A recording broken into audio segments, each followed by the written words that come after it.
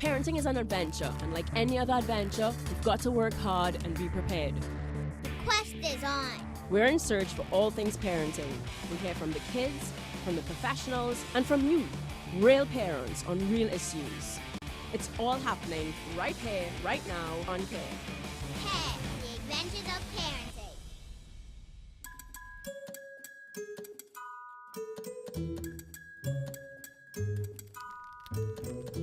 Our story begins when this guy met this girl and fell madly in love. First came love, then came marriage. Then came Emily, Michael, and John in a baby carriage. They were living the dream until doubt and isolation tore love apart. One love and one home became two.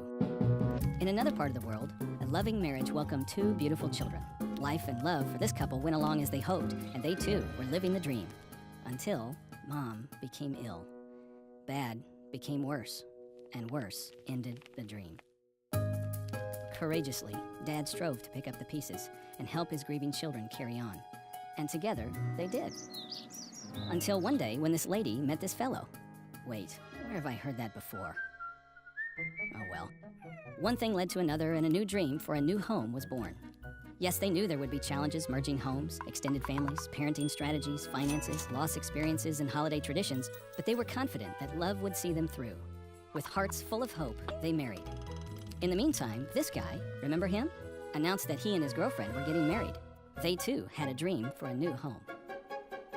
Okay, let's recap, shall we?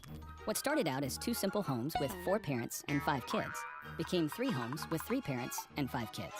And then became 2 homes with 2 parents, 2 step-parents, 5 children, 5 stepchildren, and the living memory of a deceased mother.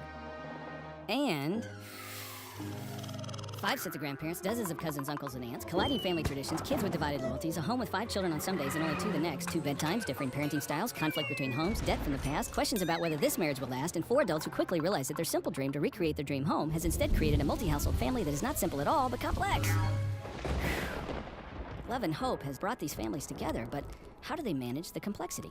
And how do they make the dream reality? To find help, this home went to their local church. To their surprise, they found a ministry to blended families just like theirs. They weren't alone. With the help of Family Life Blended and their local church, this home found answers to the questions stepfamilies ask. For most, becoming a healthy stepfamily has its challenges. Becoming stepfamily smart is the first step toward helping this home and others like it live the dream. Live your dream. Family Life Blended, strengthening stepfamilies. Well, that gave us a lot to think about. Yeah, especially given the fact that I'm about to become a blended family myself. Oh, Lordy, what am I doing? Congratulations. Congratulations, Yes. for sure. Yeah. You know what? It's a good thing that I'm doing this show before I become a blended situation. Exactly. So Now you hopefully can I will know. know what to do. Yep. Guys, today it is all about blended and blessed. We are joined by Joelle and Russell Atching. They are the team leaders of Family Life TT. Tell us, what is Family Life TT all about? Well, we are a non-profit, non-governmental agency. We are in over 100 countries worldwide. So what we do is we bring help and hope to families of all kinds, included blended families. Yay! So we provide the tools to help make your family stronger. So we will do parenting workshops, we do marriage conferences, we have a lot of resources. So books and DVDs, etc., just to help you have a strong family life. Also youth character development as well. Yes, we do a program called Youth at the Crossroads, Okay. which is in all the schools in Tobago, all the secondary schools, and we're in Nice. about 10 schools locally. Very nice. So it's a character building and HIV intervention strategy. Really? Well, I think I have to have that back on the show to talk about that one, okay? So today is just about blended and blessed. Okay, so what is the definition of a blended family? Well, a blended family is when two families come in together. Or it could be a single parent getting married to somebody who has never been married before, or somebody who is, they're remarrying either because of death or divorce. So it's 2 families coming together to blend. Is this different to an extended family? You know, they have like nuclear families, but then they all live with grandparents and all Right. sort of stuff. So I think an extended family, it doesn't specifically have to be in a remarriage situation. So as an extended family is just you have other people other than the nuclear family living with you. So that's when grandparents or in-laws come to live. So it's a little different. It's a little different. A blended Challenges, you think? family. Or slightly different?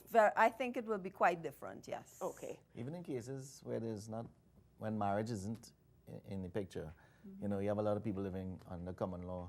So you may have a Yes. child with someone, one parent, you may have a child with another person, and then. So those, it in gets- that case, it looks like blended as well? Oh, yes. Yes, because, you know, I may have had a child as a teenager, Right. Right. not married, Yes. coming into another situation. Right.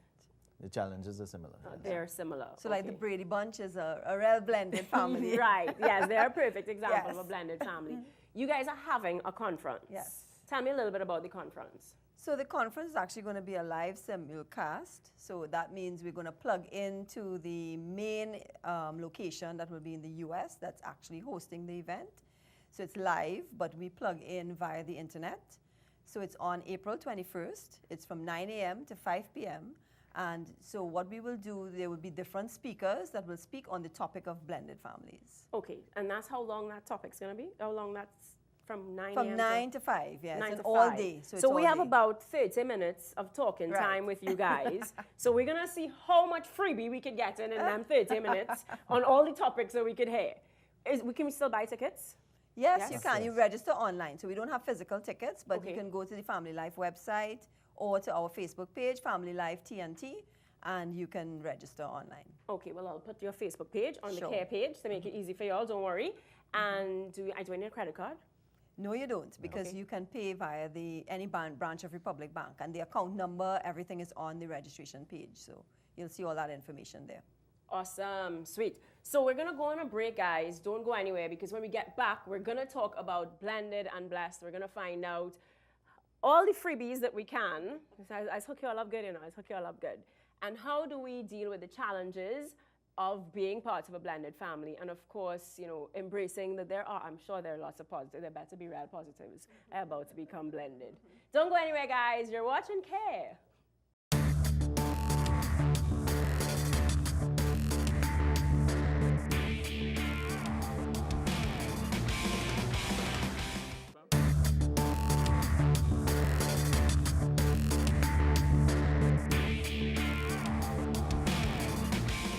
Hi, welcome back to Care. Today it is all about blended families, and we're blessed to be blended. We better be, because I'm about to be blended.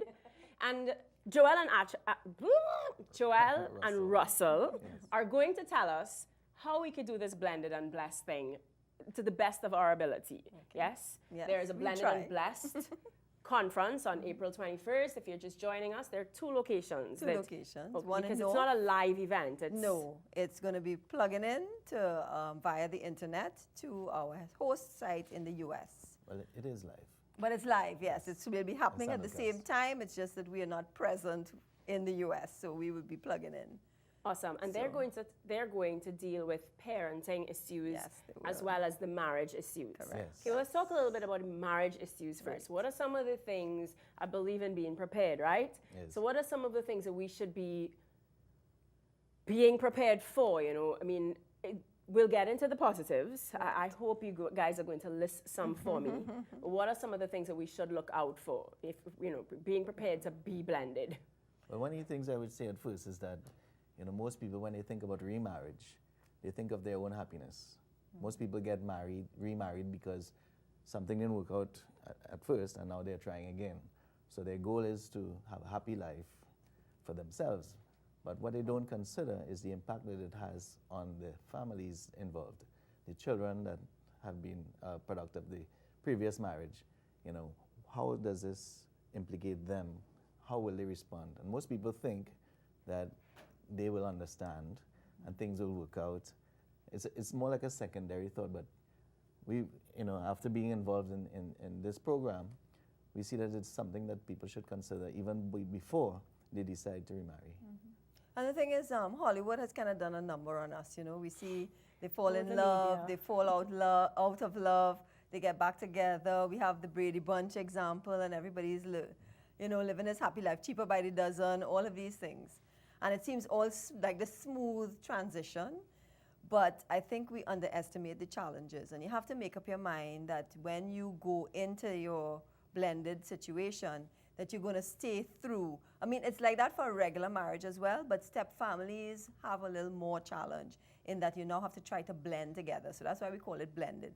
And as a matter of fact, the statistics show that it takes about 7 years for you to really, for the two families to really melt and to begin to gel and work smoothly. So you have to be prepared for that, because if by stage 2, like let's say year 2 or year 1 even, you start to encounter the challenges, you can bail very easily.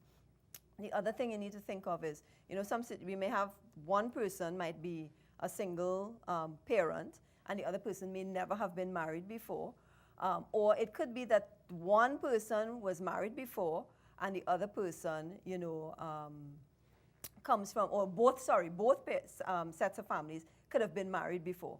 So the statistics show that if you have been divorced before, it's very easy for you to divorce again. Or it's easier, I should say, maybe not very easy, but it's easier for you to divorce again. So you have to think about those things that, you know, if you're going into a blended relationship, what are you going to do differently? Your past situations, the past maybe hurts that you have experienced, does that still haunt you? You know, are there still things that you have not dealt with? So those are some of the things that you have to think about before going, are you really ready? 3 to 5 years really should be the time in between either the death of a spouse, because we're talking about divorce, but there's also the death of a spouse that you can become blended. So 3 to 5 years should be at least your minimum that you wait before getting married again, because marrying on a rebound, these statistics will show it doesn't last even very before long. just getting into a relationship. Correct. You suggest. Getting Yes. into a Right. relationship, yes. So giving yourself that time to heal Time before to you get heal. in. Yes. Well, the conversation is going great already. We're gonna jump into finance and the family. It's a new segment that we have put in because, of course, during these times, we all need to learn to stretch that mighty dollar. So don't go anywhere. Finance and the family is up next.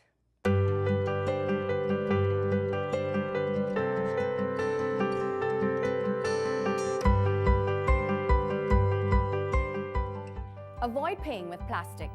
There is something psychological about seeing the cash in your wallet go down that simply isn't present when you swipe. Research shows that using cash to pay for things like weekly groceries can save you up to 30%. Estimate how much is needed for the trip to the grocery and walk with only that amount. The fear of going over will force you to check while you shop and stay on track. The same is true if you go out for a day of fun. Walk with only the budgeted amount. You can't spend what you don't have on you.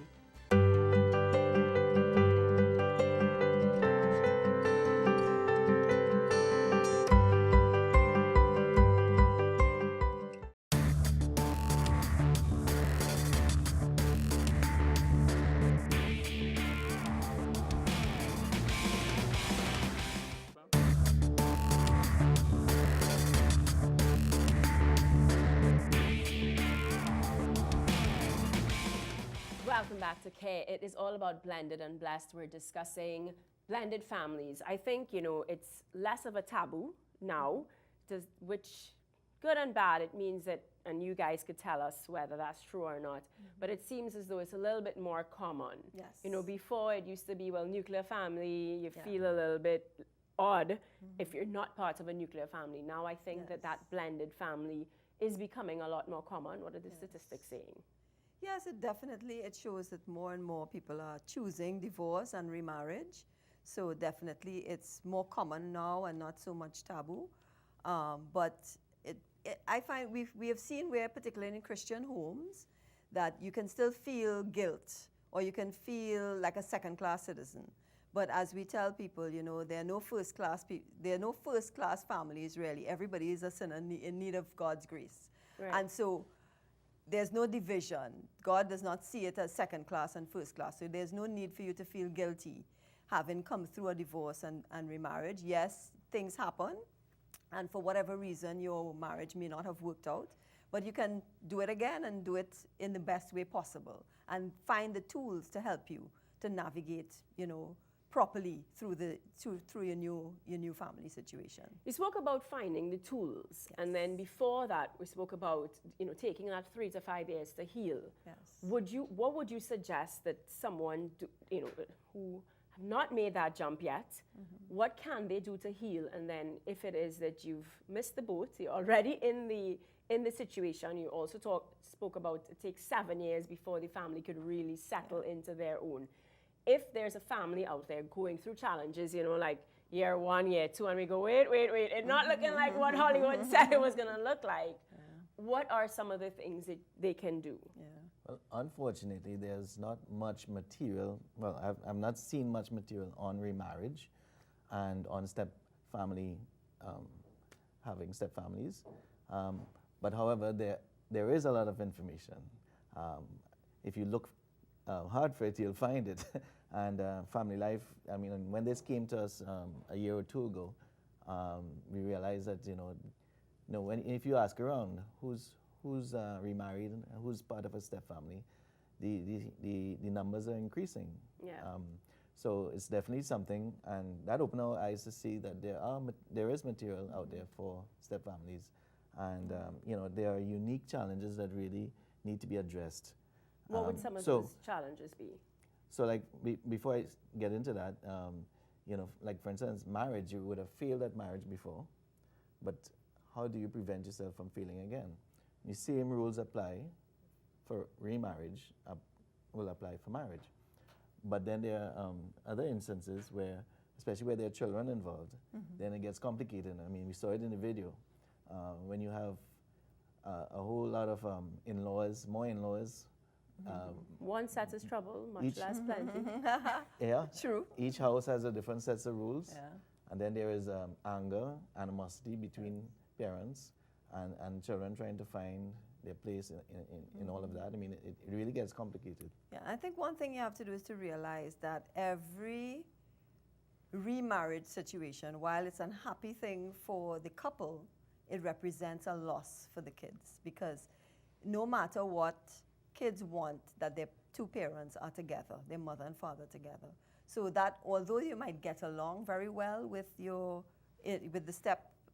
parent, the potential step parent, you find that when that marriage actually happens, it can have a negative impact on them, because they come to the realization that there's no more possibility of mom and dad getting back together. Because they maybe always they may hold rebel out to hope. try to get it. Let's see how we can break up. Correct, Exactly. to break them up, And so step families need to give themselves time. They need to give the children time to grieve, recognize that it's a grieving process, and give them that space. One of the things that step families can do is make that co-parenting process as smooth as possible for the kids. So you see the conflict, yes, you may feel negatively towards your spouse's ex. They may be making life miserable for you, but you need to be the adult one in the relationship and try to make that do. You don't have to fight fire with fire. Try to make it as comfortable as possible. Don't bad talk your spouse's ex, because just for the sake of the children, don't do it, because you are just bringing more and more pressure on that child, and it causes that child to rebel more and pulls them away from you. Don't expect the child to just embrace you. Right. Because you can never replace their parent. And sometimes what happens is you come in and you want to be that parent for the child, and they already have another parent. And So we need to have some realistic you need expectations. to have correct. Your expectations have to be realistic, and it have to come down a bit of how you expect that you will just automatically love you and everything will be smooth. So expect that confrontation and help the child work through their emotions, because the children have serious emotions that they're dealing with, serious battles, and that could be acted out in different ways. So a lot of understanding, a lot of grace, and a lot depends on how you yourself approach your step family, your ex families. How you decide to deal with them will determine how smooth that transition is and how quick that transition is as well. Especially We're when it talking, comes- I'm going to have yeah. to put a pin, write it down, don't forget, because we have to go, we're going to actually talk, you know how we spoke about Hollywood has done a number on us, so we're going to have a care tech tip, just to help the families deal with technology, social media, phones, all sorts of different things. So we're going to have a care tech tip, go on a break, and then we're going to come back, and Russell and Joelle are going to continue to give us some good tips on how to be blended and blessed. Don't go anywhere, guys. You're watching Care.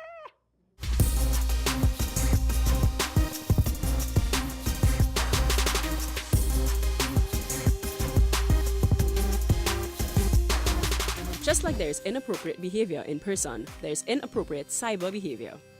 Be proactive and help your child understand what's appropriate and what's not. Discuss in detail what cyberbullying looks like, what's acceptable and what's not. Just like adults, children can feel stronger when there's a screen to hide them. And even the most caring child can easily become a cyberbully without realizing. On the flip side, discuss cyber predators, how to spot them, and how to treat with them. As with anything, keep the conversations light and frequent so that the lines of communication can remain open and easy.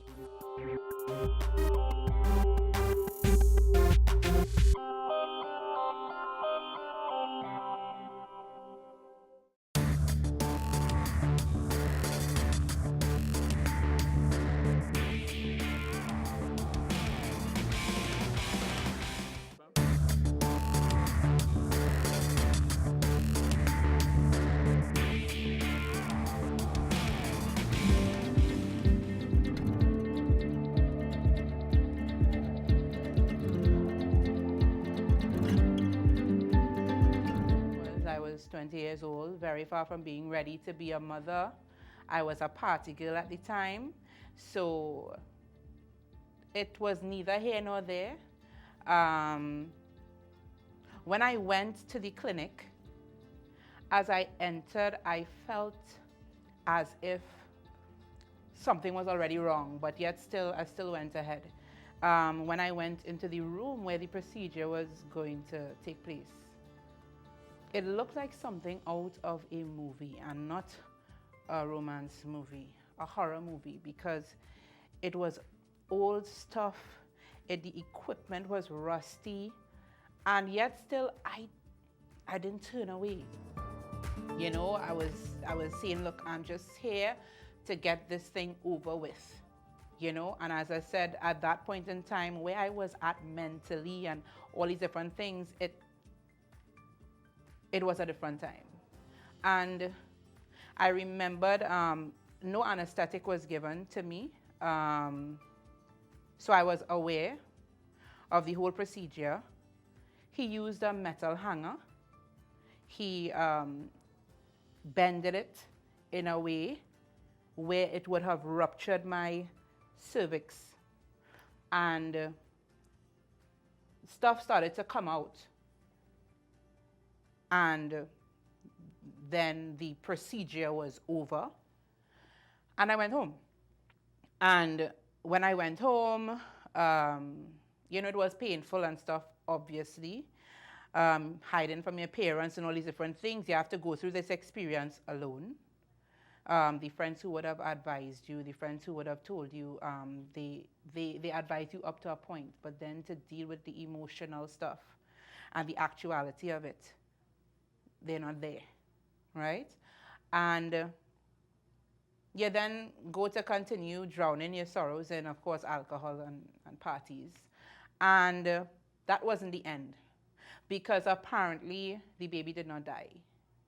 So what passed out was not the fetus. Mind you, I was going on to about 3 months being pregnant.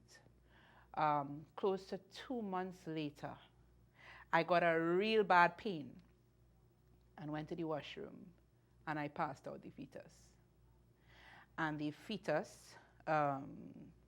based on the size and everything, it was going on to 5 months. So the baby lived for a little while, but then was dead inside of me. As I said, it was a boy. And I kept the fetus in a jar of alcohol with my tonsils, because I took out my tonsils. So here I was with this secret and hidden from certain friends, hidden from my parents, and it seemed not to go away, because when you think it's over, then months to come, it's in my face. So I'm here with this fetus. I don't know what is going on. It's in a jar. I'm looking at it. And then within days, I got sick. I got a high fever. I was home. My dad didn't buy the fact that it was a virus. So he took me to the hospital. At that point in time, I believe Mount Hope, you still had to pay to use Mount Hope. So I demanded that I go to Paulus Bay in general, because I knew what I did, and I couldn't live with my parents paying for what I did. So I went to the hospital. They did what you call the DNC, which is the scraping. And I already had breast milk because of, as I said, it was late enough. So after the DNC, I would never forget, I was in the middle of the night. I had a bowl of water, warm water, and they had a single light bulb, a little lamp, and I am combing my breasts to get out the breast milk that was for the child that I got rid of. And then when it was, I thought that was over, I went home the Sunday, and then I got another pain. But this time it was unbearable. I had signs of large swelling in my stomach and stuff like that. My father decided we are going to Mount Hope.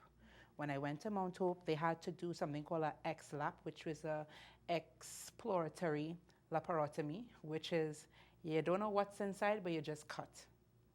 And I could not really make any decisions for myself because I was well out of it. And my father was very hesitant because he wants to know why you want to cut my daughter, you know.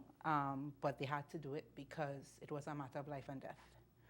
And when they cut me, 6 bucket loads of gauze full of pus came out of me. And I mean, the size that I am now, I wasn't that size then. And the doctor and all was amazed at how I was still alive. Because if I came in as much as an hour later, I would have been dead. The abscess was so ripe, so to speak, and the damage that was done from having a decaying fetus inside of me, it was amazing to even the doctors that I was alive. You understand? Because the kind of toxicity, no. Because of how toxic my body was, it was unexplainable. And back then, I had abs and all this kind of stuff. Now I had this big scar. On top of that, they said that due to the scarring, I would never have kids again. And if it is, I had to have kids, I would have needed help. So that abortion definitely had a negative impact on my life. And to think that it was the first time I got pregnant, first abortion, other people went to the same clinic and had successful abortions. So it just hit me like a ton of bricks. If it is I had one friend or one person that I would have confided in to be like, Sasha, those things don't always work out like that. If I had one person to just, they didn't have to tell me a story, but I just needed some kind of encouragement, you know, to say, hey, there's a life after a child, something, you know, I would not have gone down that road. And if it is my story could help someone to not go down that road, I will tell it from the mountaintops. Is there anything else you want said? I just want to say that with God and through God, everything and anything is possible. Because I am now a mother of an 8-year-old baby boy, and he's such a blessing to me. And what the doctor said about me not being able to have kids and stuff again, God proved them wrong. And I have to say God, because it's not just a matter of Sasha's ovaries working. It wasn't so simple. And I knew it was God intervened. And with and through God, all things are possible. He is the one that healed me from all the emotional hurt, even the physical hurt, you know, because it was not an easy time for me. And I can't leave that out, because where would I be without him? He was the one that kept me alive when the doctors were asking, why are you still alive? You know, so I really have to just say that God is the answer.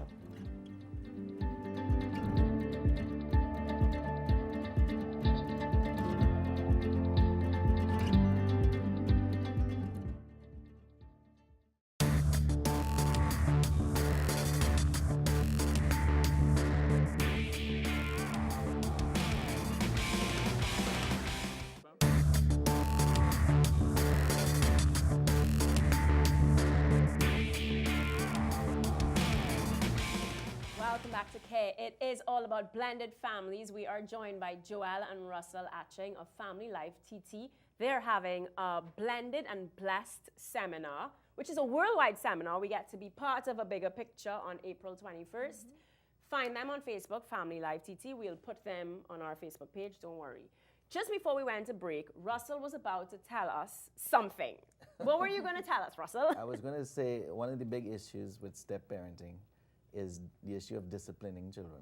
Ooh, And yeah, that my one, heart racing already. that one gets quite tricky, because people have this idea, okay, it's a new family, I'm now the father, I'm now the mother.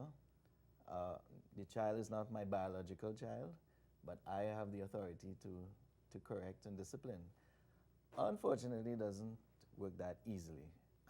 And the experts would tell you that it is, you know, especially in the early days, that the non-biological parent should not be the one to impose discipline, because you remember they're on the verge. I mean, And that's what experts will say. I would not have thought that. Yeah, yeah. So it is recommended that in the beginning, let the biological parent do the disciplining. Yes. they need to grieve, as Joel said. They need to time and space to do that, and you know, they need to be the ones to say when they are comfortable to receive. And when they you need say to they, accept you mean the parent, the child. The child. The child needs to accept the new parent as that authority figure before the new parent can exercise that authority Wow. effectively. Yeah. But then, so how do you maintain the respect?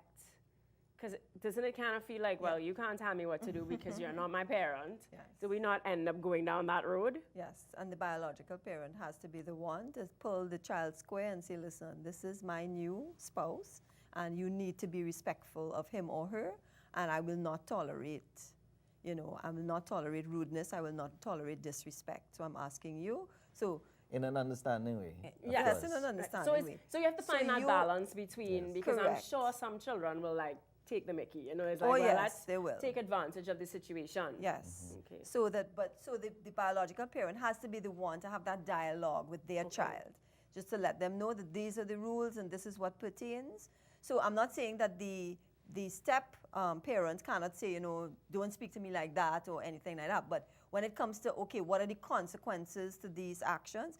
It has to be the biological parent, because you remember the child is going to accept that discipline from the biological parent, but doesn't necessarily want to accept it from the step parent. And so to minimize that conflict, because exactly what you're saying, you're not my parent, you can't tell me what to do.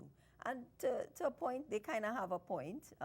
So you as the step parent is really borrowing that authority, even when you babysit or you watch, you know, think of it as a babysitter. So let's say the biological parent is not in the home and the step parent is watching the child. You are kind of borrowing authority from the biological parent just for that period of time, you know, just as a babysitter would, but because you are not that person, that child's parent. Wow. Is there a suggested time frame? Just like you said, you know, it takes 7 years before they start to gel. Is there somewhere where we could go, okay, dude, it's been like 10 years. You know, I mean, now Well, your grief needs to stop. Each case is different, and it varies depending on the I guess that's where the personality counseling of and the the child. therapy Yes, and so that's what I all was going to these say. different- You know, that those things will help. If you find it's going on for a prolonged period and the child is not adjusting, then there may be a need for professional help to come in, a counselor, family counselor, psychologist to help just get those emotions back in line. Because there may be cases where, I feel like about to interrupt him again. sorry, Okay, I might have to give you 30 seconds because I'm about to interrupt you again every time Russell speaks. no, I was just going to say that there are cases where it's the opposite. The child has more respect for the newcomer, right? Even before they get, like during the dating period, they may have that connection. I might before. ask you a question about that dating period when we come back. Don't go anywhere. You're watching Care.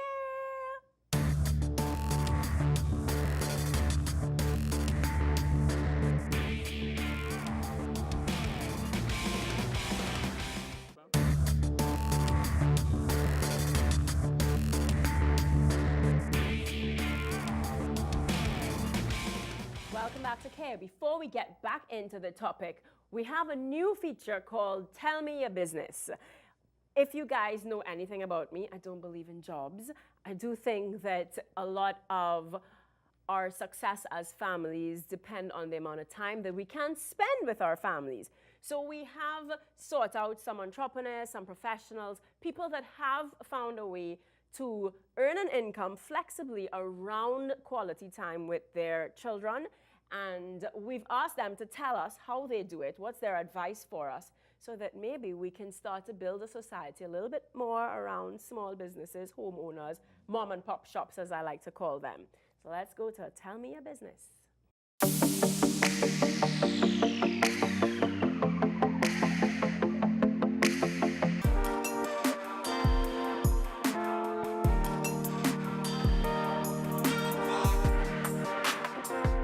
What if we told you that a couple of moms were able to ditch the corporate world and create businesses completely and totally around their wants and needs? Meet Susie and Stacy, owners of Irie Elephant in Maraval. My businesses are all based around my needs.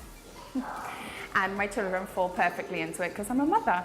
So I have a preschool just around the corner. That was because I wanted amazing childcare for my son when he was born. So I invented a preschool. This place is because I wanted a hot cup of coffee without being bugged every 3 seconds or feeling the need to throw an iPad in front of my son because I needed him to keep quiet from everybody else. So that's why we have here, so Auntie Susie can drink coffee.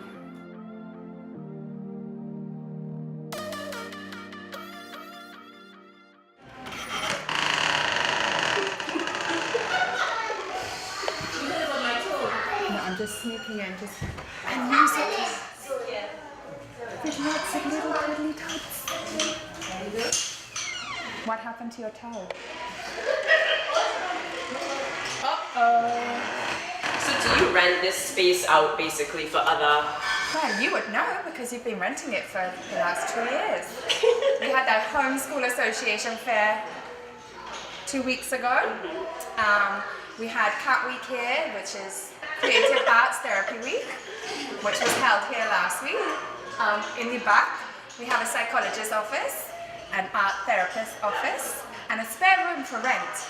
So if you're a mother on the go and you need a little space where the kids can play and you can do your work in the back, there's one right there. Birthday parties. Birthday parties. We do lots of amazing birthday parties here. Your wish is our command, or Stacey's command, our party planner. We have horse rides, we have train rides.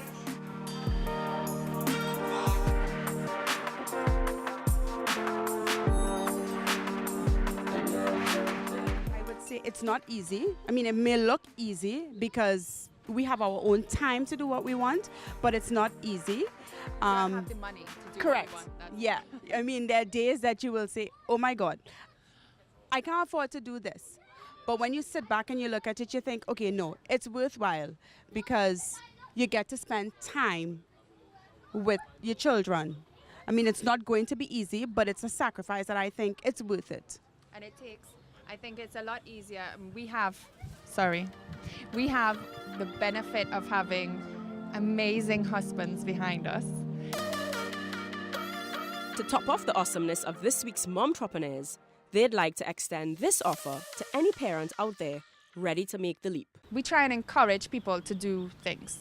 I don't want anyone to feel they could never come out of the corporate world and not do something they love just because they need money. We will we can't We'll help give you you. a fund.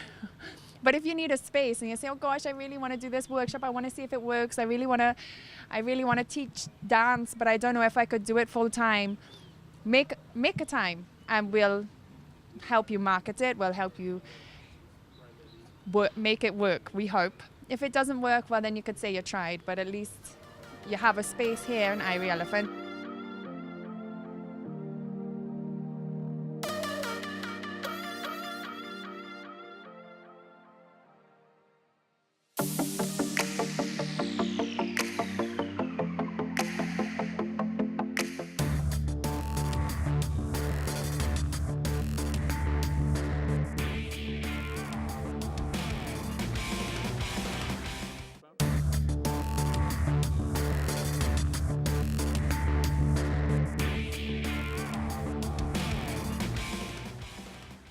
Welcome back to Care. It is all about blended and blessed. We are joined by Russell and Joelle Atching. If you're just joining us, you're too late because we're in our last segment anyway.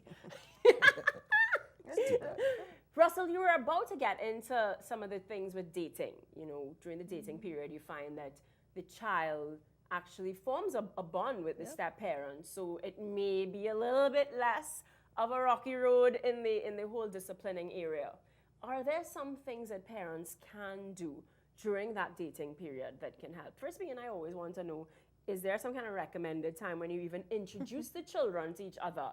You know, do you do that from the get-go, know if we blend or not?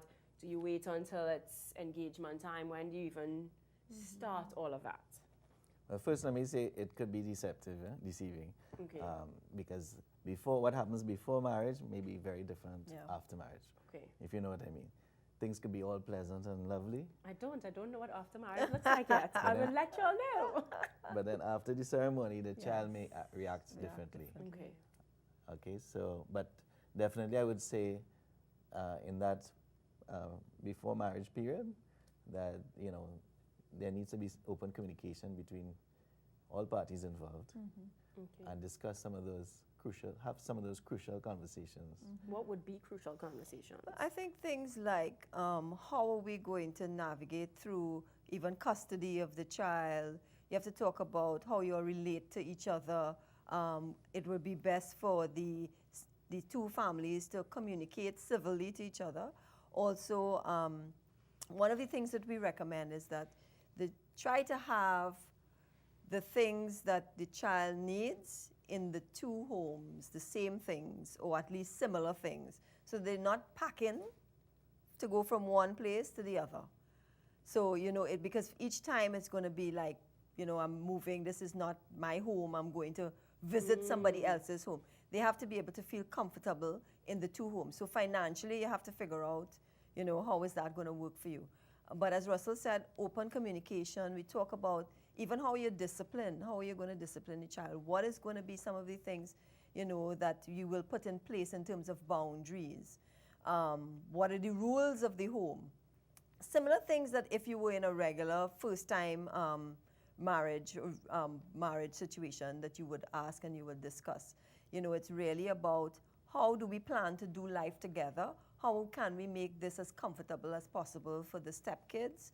You know, what is our goal as a family? You know, where do we want to be in the next how many ever years? Are we going to have more children added, you know, because you may not have children already? Do we want to have more kids?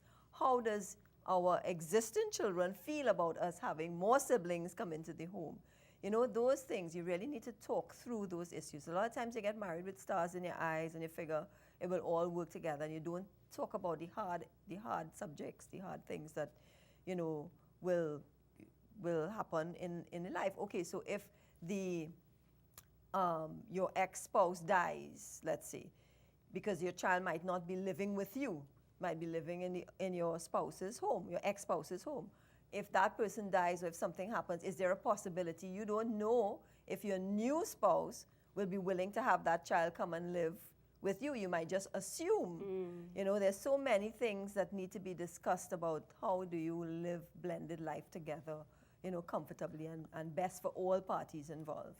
Unfortunately, instances of incest also happen. Yes, that is a good point. Because if you have a well-developed teenage daughter, yes, and there's this new spouse is now a stranger. You know, how well do you know this spouse?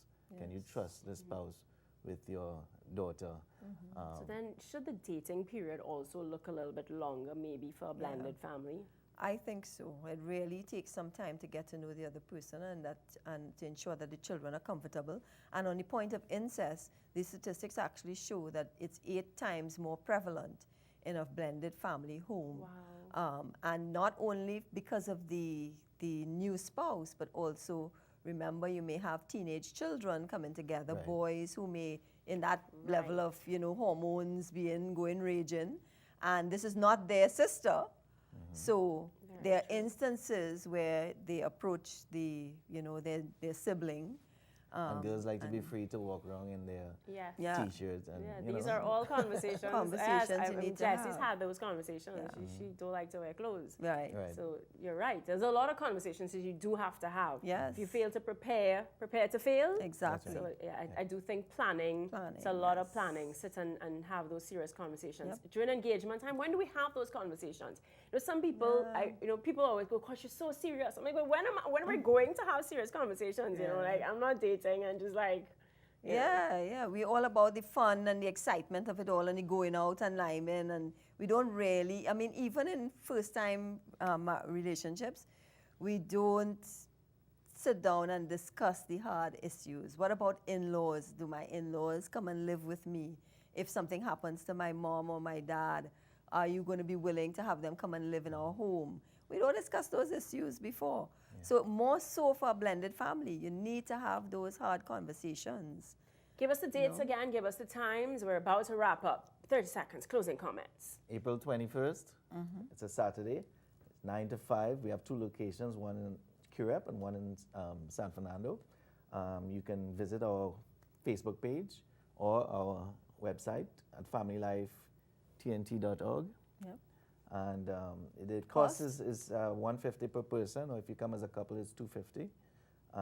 Once you register, then we make arrangements for the payment. Payments can be made to our Republic Bank account, which will be given to you.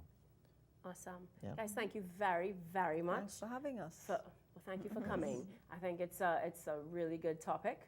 And of course, if we don't have sound families, then we're going nowhere as a society. So thank you very much for doing all the work that you do. See you next week for another episode of